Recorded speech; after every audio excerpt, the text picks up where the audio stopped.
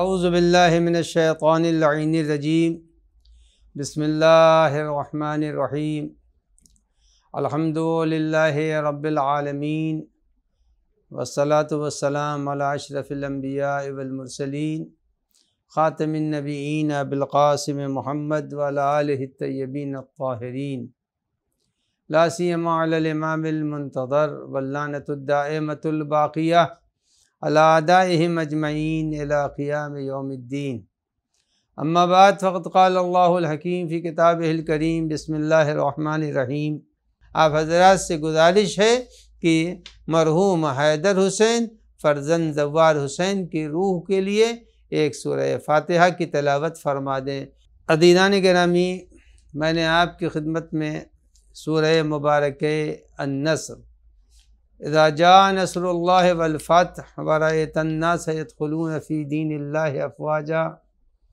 کے ذیل میں کچھ باتیں عرض کی تھیں کہ پروردگار عالم کی نصرت انبیاء کرام کے شامل حال رہی،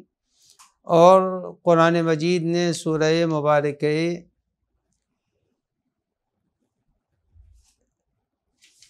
عنکبوت میں اس بات کا ذکر کیا ہے کہ انا لننصر رسلنا والذین آمنوا فی الحیات الدنیا ویوم یقوم الاشہاد۔ رب العزت ارشاد فرما رہا ہے کہ ہم نے اپنے رسولوں کی مدد کی ہے اور ان لوگوں کی مدد کی ہے حیات دنیا میں جو لوگ صاحب ایمان ہیں۔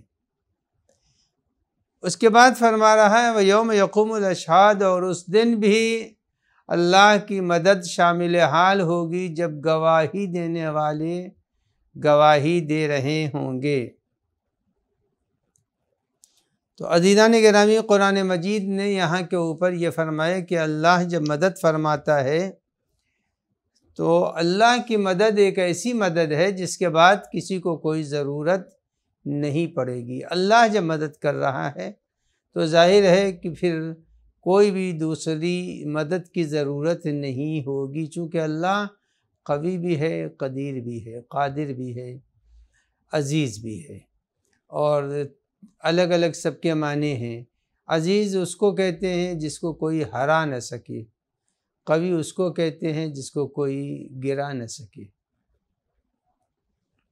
قدیر اس کو کہتے ہیں جو فیوچر پر نظر رکھتا ہے، قدرت رکھتا ہے، قادر ہے۔ تو اللہ عزیز بھی ہے، اللہ قدیر بھی ہے، اللہ قوی بھی ہے۔ لہذا پروردگار عالم اگر کسی کی مدد کر دے تو پھر وہ شخص کبھی مغلوب نہیں ہوگا، جیسے کہ قرآن مجید ارشاد بھی فرما رہا ہے کہ ان ینصرکم اللہ فلا غالب لکم، اگر اللہ نے تمہاری مدد کر دی پھر کوئی تم پر غالب نہیں آ سکتا ہے۔ اب یہاں کے اوپر ذہنوں میں ایک سوال پیدا ہوگا کہ جب اللہ کی نصرت شامل حال ہوتی ہے تو قرآن کہتا ہے کوئی اس کے اوپر غالب نہیں آئے گا، تو اب کیا وجہ ہے کہ بہت سے انبیاء کرام کو شہید کیا گیا، بہت سے انبیاء کرام کو پتھروں سے مجروح کیا گیا، جیسا جناب ابراہیم کہتے ہیں انی مغلوب فانتصر، پروردگار عالم میں تو دشمنوں کے نرغے میں گھر چکا ہوں اور شکست خوردہ ہو رہا ہوں، تو میری مدد کر دے، میں مغلوب ہوں۔ تو ایک طرف اللہ یہ فرما رہا ہے کہ میں جس کی مدد کر دوں فلا غالب لکم، کوئی تم پر غالب نہیں آ سکتا، اور ایک طرف وہ انبیاء کو شہید کیا گیا، جناب زکریا کو شہید کیا گیا، جناب یحییٰ کو شہید کیا گیا، اور دوسرے انبیاء کرام کو، خود امام حسین علیہ السلام کو شہید کیا گیا۔ تو ذہن میں ایک سوال یہ پیدا ہوتا ہے کہ کیا وجہ ہے کہ اللہ جب مدد کر رہا ہے تو اس کے اولیاء اور اس کے اوصیاء اور اس کے انبیاء شہید کیے گئے؟ تو یقیناً یہ ذہن میں سوال آ سکتا ہے کہ اللہ کی جب مدد شامل حال ہوتی ہے تو کوئی غالب نہیں آتا، لیکن دوسری طرف ہم انبیاء کو مقام شہادت میں بھی دیکھتے ہیں، اولیاء خدا کو مقام شہادت میں دیکھتے ہیں، تو اس کا راز کیا ہے؟ تو عزیزان گرامی، اللہ نے قرآن میں بیان کر دیا ہے۔ اِنَّا لَنَنْصُرُ رُسُلَنَا فِي الْحَيَاةِ الدُّنْيَا، یہ آیے مبارکہ سورہ مبارکہ غافر میں ہے، عنکبوت میں نہیں، غافر میں ہے۔ تو ارشاد ہو رہا ہے کہ میں نے مدد کی ہے کس کی؟ اپنے رسولوں کی۔ ہم مدد کریں گے اپنے رسولوں کی حیات دنیا میں بھی ایک، وَيَوْمَ يَقُومُ الْأَشْهَادُ، اس دن بھی کریں گے جب شہادت دینے والے شہادت کے لیے آمادہ ہو جائیں گے۔ تو اللہ کی نصرت دو موقع پر، دنیا میں بھی نصرت ہو سکتی ہے اللہ کی، اور کبھی مقام امتحان میں رکھتا ہے تو یہ جوہر صبر کو دیکھنے کے لیے پروردگار عالم کی نصرت نہیں یہاں پر ظاہر ہوگی، لیکن پھر یوم یقوم الاشہاد دوسرا موقع اللہ کی نصرت کا کب ہے؟ وہ موقع ہے جب قیامت سے پہلے رجعت ہوگی۔ تو اب ایک ہمارے اس ناظرین کے لیے مسئلہ ہے کہ ہم رجعت کو سمجھا دیں کہ رجعت کس کو کہتے ہیں۔ رجعت کے معنی ہوتے ہیں واپسی کے، اور جب رجعت کے معنی واپسی کے ہیں تو اس دنیا سے جو لوگ دنیا سے چلے گئے اور اس ہماری دنیا میں اب نہیں ہیں، لیکن کچھ کی واپسی ہوگی۔ واپسی کے لیے یہاں تک ہے کہ حضرت آدم کے زمانے سے لے کر کے اور جب تک کہ امام زمان کا ظہور نہیں ہوگا اس وقت تک کچھ لوگوں کو زمین پر دوبارہ بھیجا جائے گا، زندگی دی جائے گی۔ اس واپسی کا نام ہے رجعت۔ رجعت میں کس کو زمین کے اوپر بھیج دو، مرنے کے بعد زمین پر دوبارہ کون کون آئے گا؟ اس میں 3 قسم کے لوگوں کا تذکرہ ملتا ہے۔ روایتوں میں ملتا ہے کہ رجعت جب ہوگی، امام تشریف جب لائیں گے تو قبروں سے اگر زندہ انسان ہے تو ٹھیک ہے، وہ امام کی نصرت کر سکتا ہے، اور اگر نہیں دنیا سے چلا گیا تو وہ کون سے عمل ہیں جس سے انسان امام عصر کا ناصر بن سکتا ہے؟ تو 3 چیزیں اور 3 گروہ بیان کیے گئے ہیں۔ سب سے پہلا گروہ وہ ہے جو کہ مخلص و خالص ہے، جس کے ایمان میں کوئی شک و شبہ نہیں ہے، مثلا جناب ابو ذر ہیں، جناب سلمان ہیں، مقداد ہیں، مراج اعظام ہیں، شہدائے کربلا علیہم السلام ہیں۔ یہ وہ افراد ہیں جو کہ جن کے ایمان میں کوئی شک و شبہ نہیں ہے۔ تو کہا وہ افراد ان کو ندائے الہی آئے گی قبر میں کہ ظہور امام ہو گیا ہے، اگر آپ رجعت واپس دنیا میں جانا چاہتے ہیں تو جا سکتے ہیں، اختیار ہے آپ کو کوئی روکے گا نہیں۔ چونکہ وہ جب زمین کے اوپر آئیں گے تو چونکہ حسرت سے دنیا سے گئے ہیں، مظلوم دنیا سے گئے ہیں، لہذا وہ دیکھیں گے کہ اب دنیا میں زمین کے اوپر کیسے عدل و انصاف برقرار ہو رہا ہے۔ تو وہ افراد جو ایمان کامل رکھتے ہیں انہیں بھی زمین پر دوبارہ بھیجنے کی اجازت دی جائے گی۔ اس کے بعد دوسرا جو گروہ ہوگا وہ گروہ ہوگا جس کو کہ زمین پر بھیجا جائے گا نہیں، بلکہ وہ بہرحال ان کی رجعت ہوگی، انہیں با اختیار زمین کے اوپر بھیجنے کے لیے کہا جائے گا، تم جانا چاہو تو جا سکتے ہو، لیکن اس میں کچھ وہ افراد ہوں گے جن کو جبر و اکراہ سے قبروں سے نکالا جائے گا اور وہ آئیں گے۔ اور ظہور کی علامتیں اس وقت بیان مقصود نہیں ہے کہ ظہور کی علامتیں کیا کیا ہیں، لیکن اتنا ضرور ہے کہ جب ظہور ہوگا تو قبروں کے اندر مردے زندہ کر دیے جائیں گے۔ اس کے اسباب و علل ہیں جس کی طرف یہ اشارہ کرنے کا وقت نہیں ہے۔ دوسرے جو لوگ اٹھائے جائیں گے، جبراً زمین پر بھیجے جائیں گے، وہ ستمگر ظالم ہوں گے جن کو زمین کے اوپر بھیجا جائے گا۔ تو زمین کے اوپر مومن خالص آئے گا اور ظالم و مشرک محض آئے گا، جس کے وجود میں کہیں سے کوئی خیر نہیں تھا، مثلا فرعون ہے، نمرود ہے، صدام ہے، شداد ہے، اور آج کل کے جتنے بھی اس طرح کے ظالم ہیں جنہوں نے خون کے پیالے پیے اور ظلم کے تھالے بنا دیے ہیں، انسانیت کو بے دریغ، اسرائیل جیسی ظالم قوتیں ہیں، ان میں مر جانے والوں کو بظاہر نہیں بلکہ روایت کی روشنی میں ان کو اٹھایا ہی جائے گا، اور ان سے کہا جائے گا کہ تم اپنے ظلم کا بدلہ پہلے آنکھوں سے دیکھو، کہ ظالم کو قیامت کے دن جب ان کو دیا جائے گا بدلہ،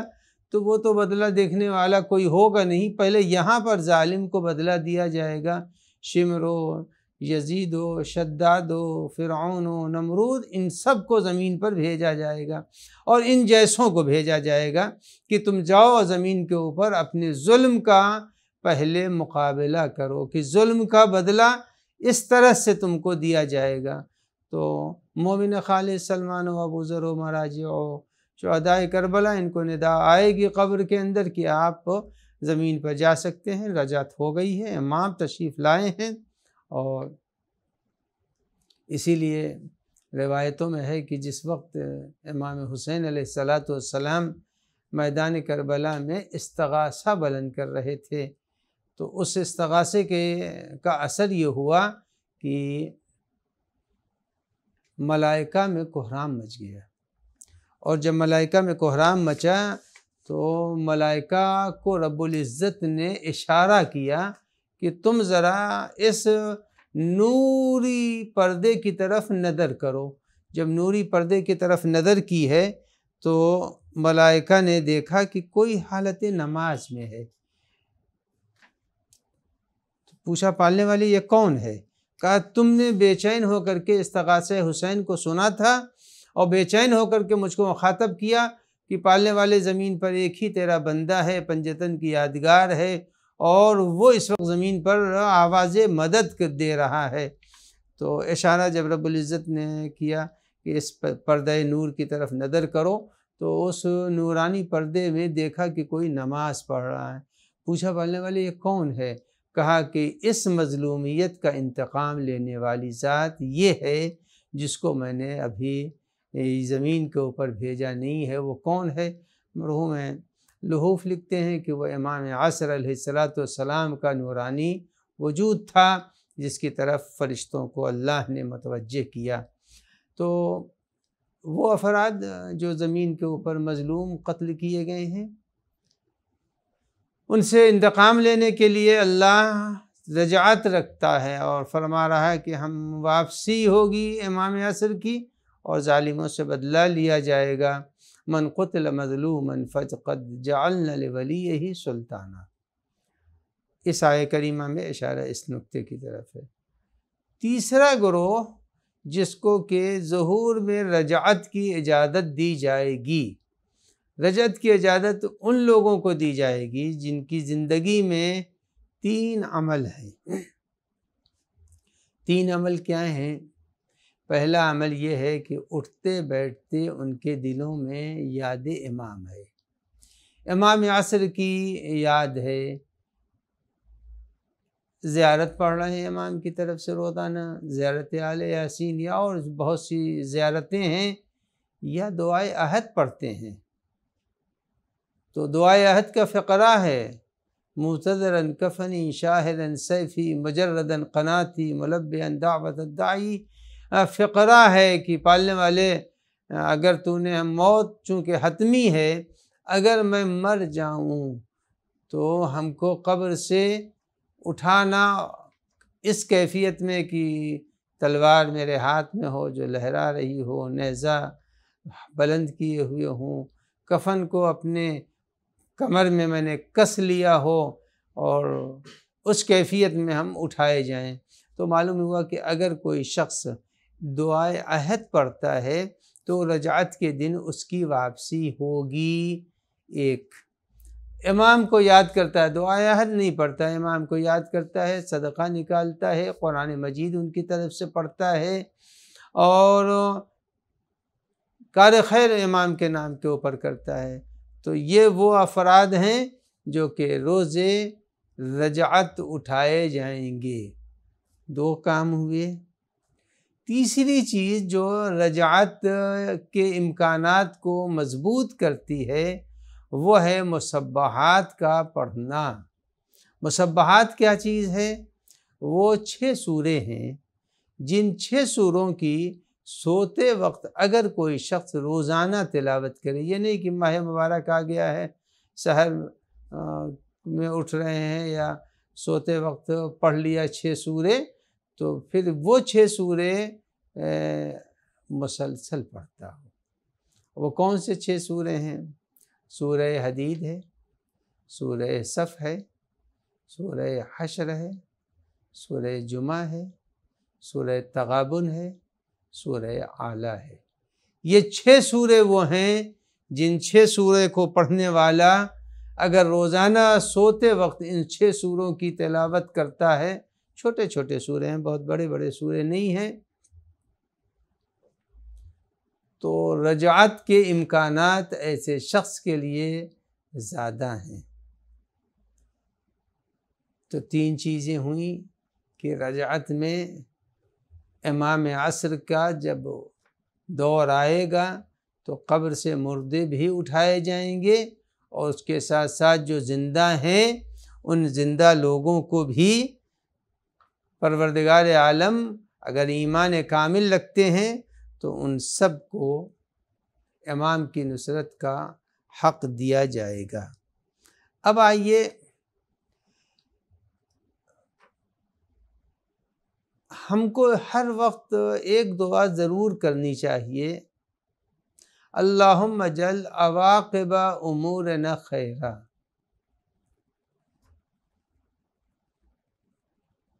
اے پالنے والے ہمارے انجام کو بخیر فرما،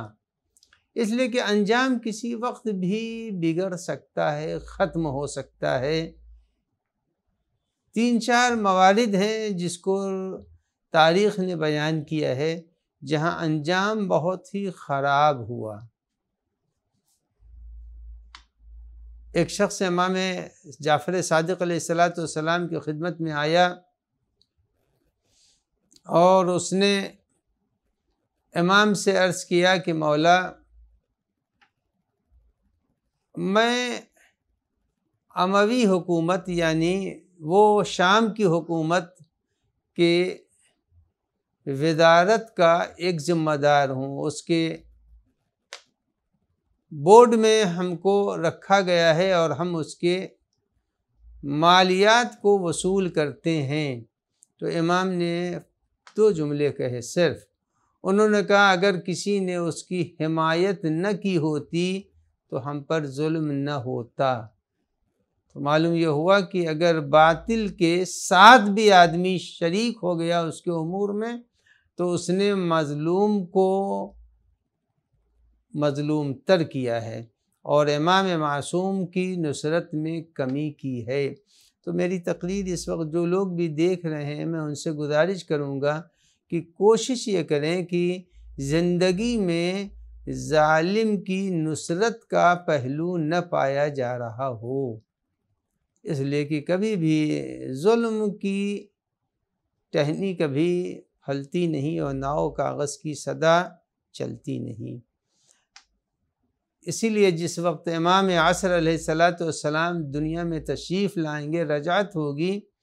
تو رجعت میں بہت سے لوگوں کو فقط اپنے بزرگوں کی فکر کی بنیاد پر قتل کیا جائے گا۔ روایت کا فقرہ ہے کہ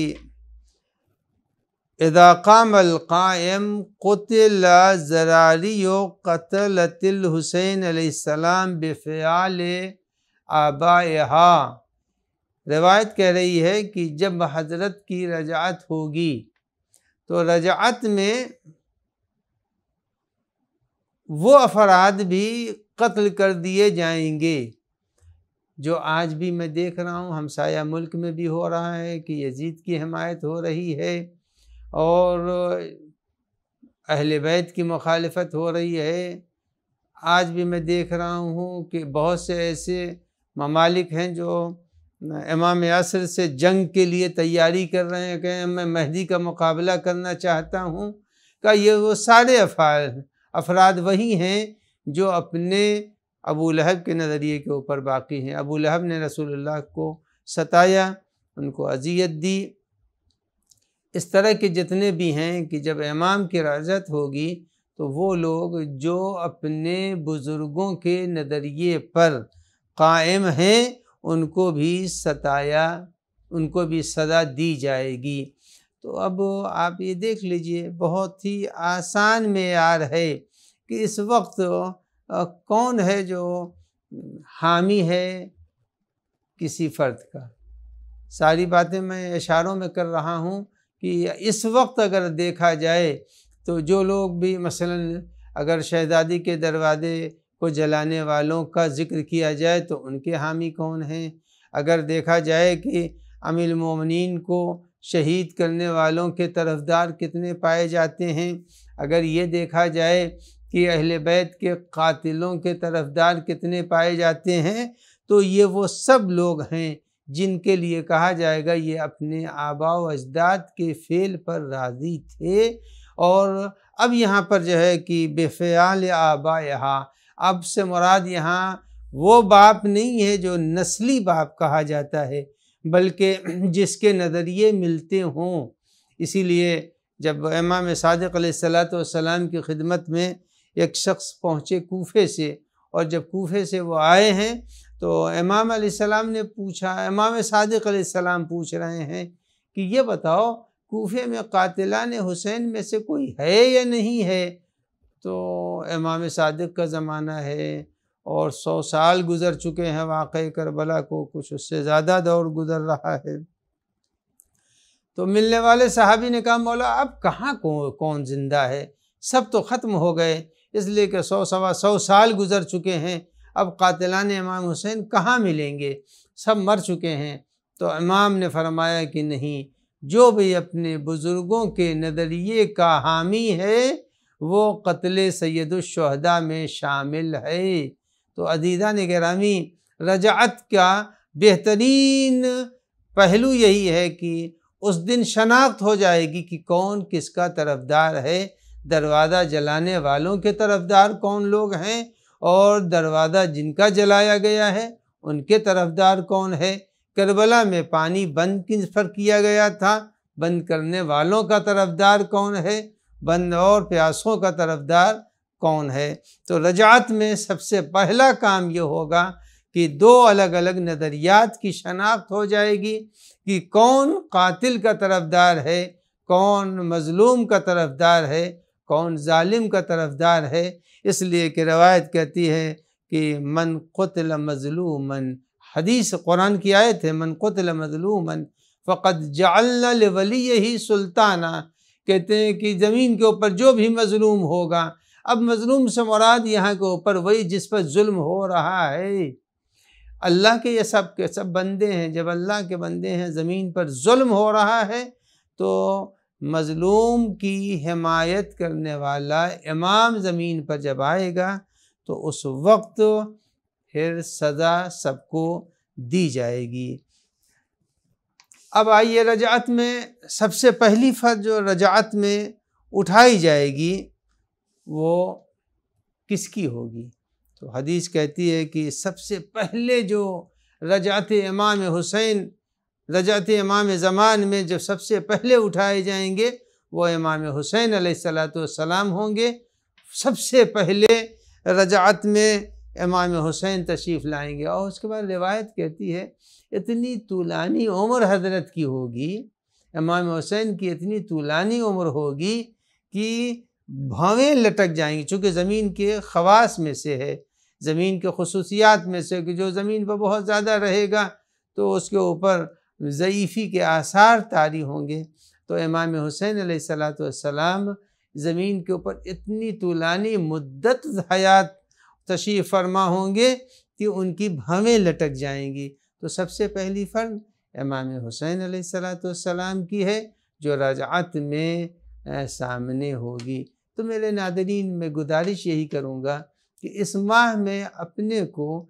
اتنا بلند کر دیں عمل کے اعتبار سے کہ روز رجعت اٹھایا جائے۔ اور اگر انسان نے ان 6 سوروں کو پڑھا جن کا میں نے ابھی ذکر کیا ہے تو اس کے لیے روایت کہتے ہیں کہ اگر کوئی شخص ان 6 سوروں کا عادی بن گیا اور دعائے عہد بھی پڑھتا ہے اور امام کی طرف سے کار خیر بھی کرتا ہے اور مر گیا، ظہور نہیں ہوا، جیسے بہت سے بزرگ مر گئے اور امام کا ظہور نہیں ہوا، ہو سکتا ہے کہ ہم لوگ امام کے ظہور کو دیکھ لیں۔ تو اگر کوئی شخص مر جائے گا تو سب سے پہلا فائدہ اس کا یہ ہوگا کہ اگر کسی نے مسبحات یہ 6 سورے پڑھے ہیں تو ان 6 سورے کے پڑھنے والے مرنے کے بعد دفن ہو رہے ہیں زمین کے کسی بھی حصے میں، اس سے کوئی سروکار نہیں ہے، لیکن اندر سے ان کو منتقل کر دیا جائے گا سرکار رسالت کے پہلو میں، یعنی پیغمبر اکرم صلی اللہ علیہ وآلہ وسلم برزخ کی جس دنیا میں ہیں ان کو دنیا برزخی کے اس ماحول میں منتقل کر دیا جائے گا۔ تو اب معلوم یہ ہوا کہ زمین کے اوپر رجعت کا مفہوم یہ ہے کہ امام عصر کے وجود اور ان کے ظہور کے بعد بہت سے لوگ اٹھائے جائیں گے۔ اس کے بعد ایک بات اور عرض کر دوں کہ حضرت نے فرمایا کہ اگر کوئی شخص لو ان رجلا قتل فی المشرق، اگر کوئی شخص مشرق میں قتل ہو رہا ہے، پورب میں قتل ہو رہا ہے، اور اگر کوئی شخص مغرب میں ہے، فی المغرب لکان الراضی عند اللہ شریک فی القتل، یہ روایت عجیب و غریب ہے۔ ایک شخص قتل ہو رہا ہے 1000 کلومیٹر کے فاصلے پر، مظلوم مارا جا رہا ہے، اور ایک شخص وہ ہے جو کہ 1000 کلومیٹر کی دوری پر ہے اور وہ ٹھیک ہے مارے جائیں، اچھا ہے، پٹے لوگ، مرے۔ اگر یہ ذہن میں تصور پیدا ہو گیا ایک مظلوم مر رہا 1000 کلومیٹر کی دوری پر، 2000 کلومیٹر کی دوری پر، اور کہا ٹھیک ہے مرے، سب ایسے ہی تھے ہی، ان کو پٹنے ہی چاہیے، تو امام نے فرمایا کہ اگر کوئی شخص مغرب میں ہے، پچھم میں ہے اور پورب میں مارا جا رہا ہے، یا پورب میں ہے پچھم میں، اس کے مرنے والے کی خبر سن کر کے لکان الراضی عند اللہ، اگر کوئی اس کے قتل پر راضی ہے تو روایت کہتی ہے اللہ نے فرمایا شریکن فی القتل۔ اب مغرب میں 1000 کلومیٹر کی دوری پر ہیں،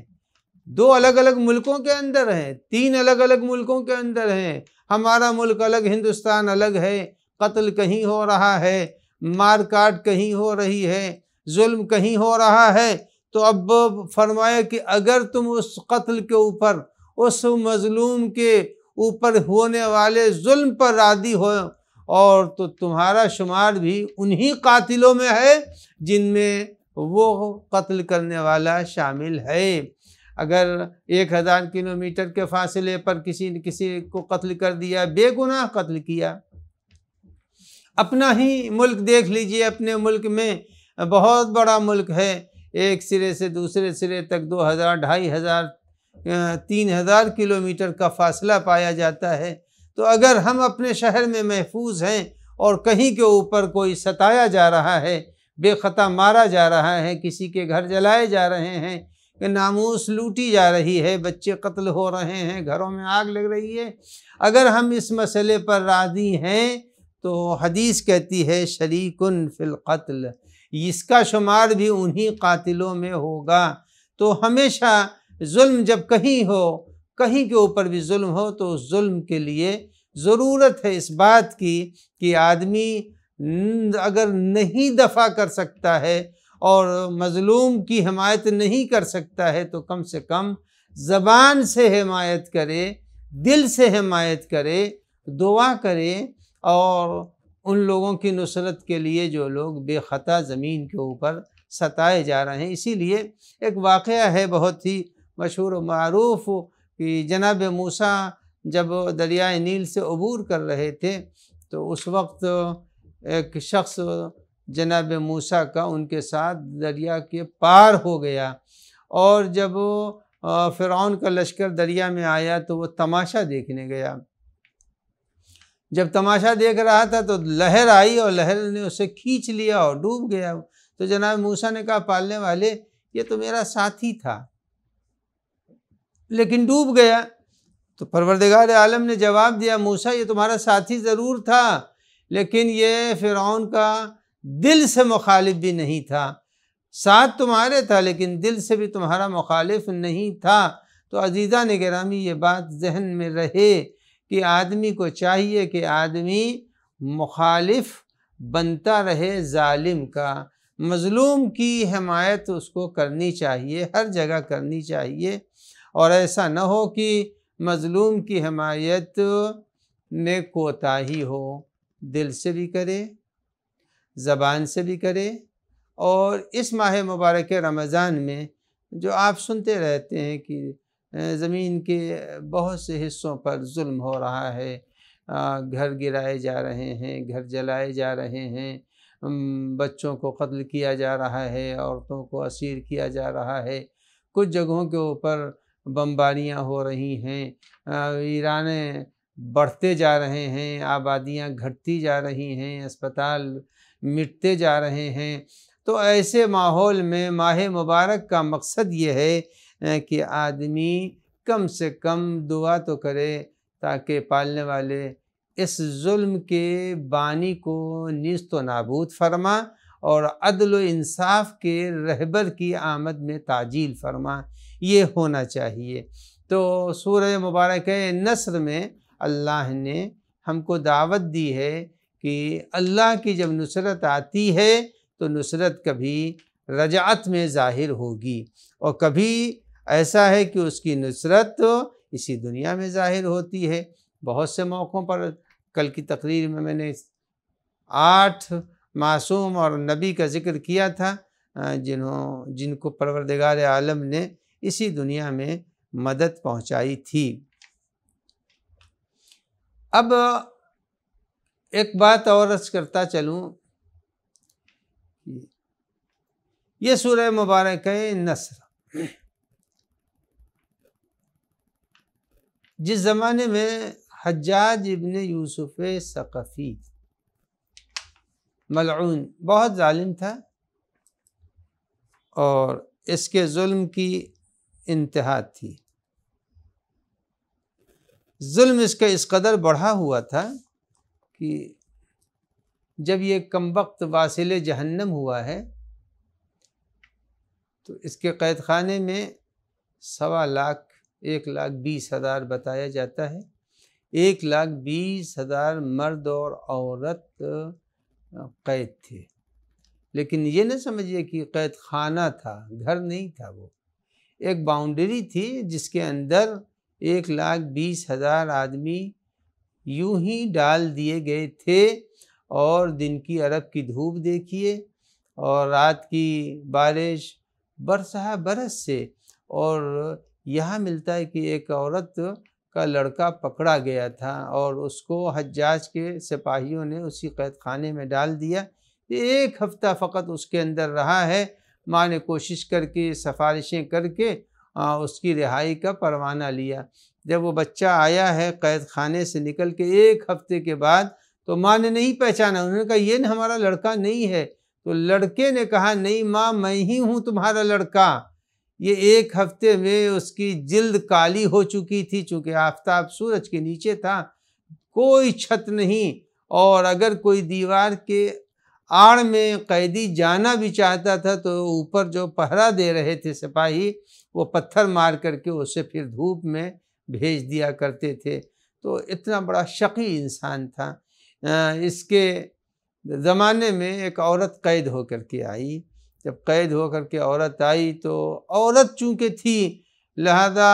حجاج ملعون نے کہا کہ اگر تم قرآن کا کوئی سورہ مجھ کو سنا دو تو میں تمہیں چھوڑ دوں گا اور رہا کر دوں گا۔ اس نے کہا میں سنائی دیتی ہوں ایک سورہ قرآن مجید کا۔ تو کس سورے کو اس نے سنایا؟ اس نے قرآن مجید کے اسی سورے کو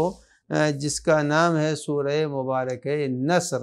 سورہ مبارکہ نصر کو اس نے سنایا، اور جب وہ سورہ مبارکہ نصر کو سنا رہی تھی تو اس نے کہا بسم اللہ الرحمن الرحیم اذا جاء نصر اللہ والفتح ورأیت الناس یخرجون فی دین اللہ افواجا۔ تو حجاج چونکا، اور چونکنے کے بعد کہا کیا پڑھ رہی ہو تم؟ یدخلون فی دین اللہ افواجا، تو اس نے برجستہ کہا نہیں،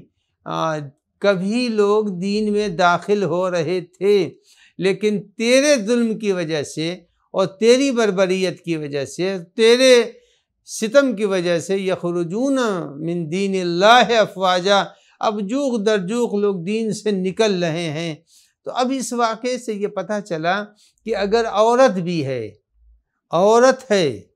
تو اس کو بھی چاہیے کہ قرآن کی اگر تلاوت کر رہی ہے تو تلاوت کے ساتھ ساتھ معانی قرآن پر نظر رکھنی چاہیے۔ جیسے اس عورت نے حجاج کے سامنے کہا،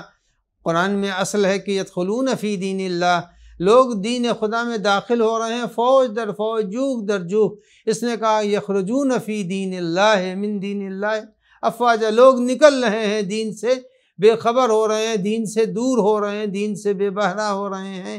تو اس واقعے نے یہ بھی بتا دیا کہ عورت کو چاہیے کہ جب قرآن مجید پڑھے تو قرآن مجید پڑھتے وقت اس نقطے کو مد نظر رکھے کہ ہم معانی قرآن کے اوپر بھی نظر رکھیں۔ تو عزیزان گرامی، اس وقت کی تقریر کا جو خلاصہ ہے کہ اللہ نے فرمایا کہ میں نصرت کروں گا، مدد کروں گا۔ کس کی مدد کروں گا؟ اپنے رسولوں کی مدد کروں گا۔ کس کی مدد کروں گا؟ ان لوگوں کی مدد کروں گا جو لوگ کے ایمان لائے۔ تو کبھی مدد اللہ کی یہاں ہوگی، اس دنیا میں ہوگی، جیسا کہ کل کی تقریر میں نے کہا انبیاء کی اس نے نصرت کی، بہت سے مومنین کی نصرت اور مدد کی، لیکن کچھ وہ لوگ ہوں گے جن کی نصرت پروردگار عالم روز رجعت کرے گا۔ اور تیسرا مرحلہ جو نصرت الہیہ کا ہے وہ عجیب و غریب روایتوں میں بیان کیا گیا ہے۔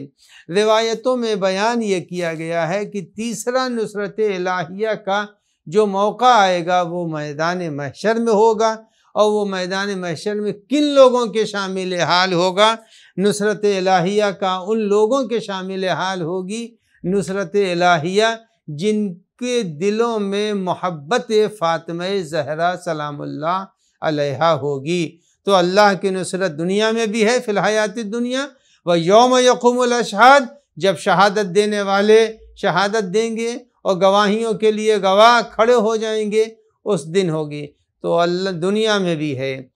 رجعت میں بھی ہے،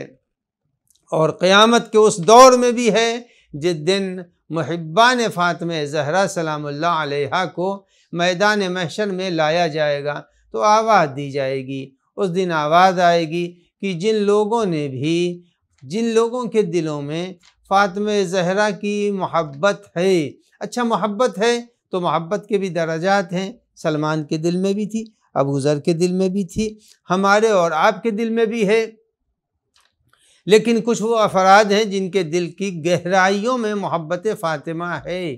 اور کچھ ایسے افراد ہیں جن کے دلوں میں محبت فاطمہ زہرا ہے، مجلسوں میں شرکت کر رہے ہیں، مجلسوں کا انعقاد کر رہے ہیں، نظر و نیاز کر رہے ہیں، فاطمہ زہرا کی شہادت کے اوپر مجلسیں کر رہے ہیں، یہ سارے افراد ہیں، مگر عمل کے میدان میں اتنا ہے کہ یہ نجات یافتہ نہیں ہو سکتے۔ جب نجات یافتہ نہیں ہو سکتے تو اب وہاں کے اوپر روایت کہتی ہے کہ نصرت الہیہ شامل حال ہوگی ان لوگوں کے جو لوگ کے محبت فاطمہ زہرا سلام اللہ علیہا رکھتے ہیں۔ تو اس ماہ مبارک رمضان میں ہر انسان کو چاہیے کہ